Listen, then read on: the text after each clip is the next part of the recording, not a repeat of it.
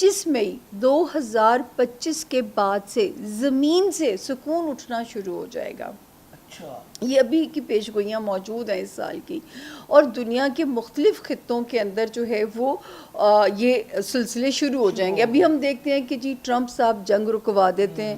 میرا ماننا, میرے علم کا ماننا یہ ہے کہ میں کہتی تھی کہ اگر دنیا نے اینڈ آف ورلڈ کی طرف, یہ I was the only one astrologer in Pakistan جس کی انٹرنیشنل چینلز نے بھی, جس پہ ڈاکومنٹری بھی بنائی اور میرا انٹرویو بھی کیا انٹرنیشنل چینلز نے, کہ آپ یہ کیسے ثابت کر سکتی ہیں کہ اینڈ آف ورلڈ کی طرف ہماری جرنی جا رہی ہے.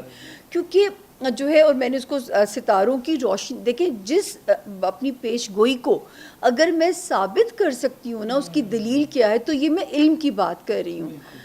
الہام ہونا یہ اللہ کے ولیوں کی صفات میں سے. یہ بتائیے گا, جیسے ایران نے ابھی وہ کہہ رہے ہیں کہ سیز فائر ہو گیا, امریکہ بھی کود پڑا, اسرائیل پہلے لڑ رہا ہے, پھر ایران جو ہے اس نے بڑا بہادری سے مقابلہ کیا, اور باقی قطر بھی, کویت بھی. اب یہ جو جنگ ہے, آنے والے جو دن ہیں اس میں یہ معاملہ رک جائے گا, یا آپ کو لگتا ہے کہ نہیں یہ معاملہ رکے گا نہیں, یہ معاملہ مزید اس میں تیزی آئے گی؟ کیا کہتی ہیں آپ نے بڑا ویلڈ کویسچن کیا ہے. اپیرنٹلی ہمیں لگ رہا ہے کہ جی سیز فائر ہو گیا, ٹھیک ہے. یہاں پہ بھی میں اپنی بات ہی مکمل کر رہی تھی کہ میں نے کہا تھا کہ اگر دنیا نے اینڈ آف ورلڈ کی طرف جانا ہے تو ٹرمپ صاحب الیکشن جیتیں گے, ٹھیک ہے. اور جو ہے وہ ٹرمپ صاحب جب ان کا دل چاہتا ہے وہ پھل جھڑیاں لگوا دیتے ہیں, اور جب دل چاہتا ہے دنیا مبارک ہو تو جو ہے امن ہو گیا.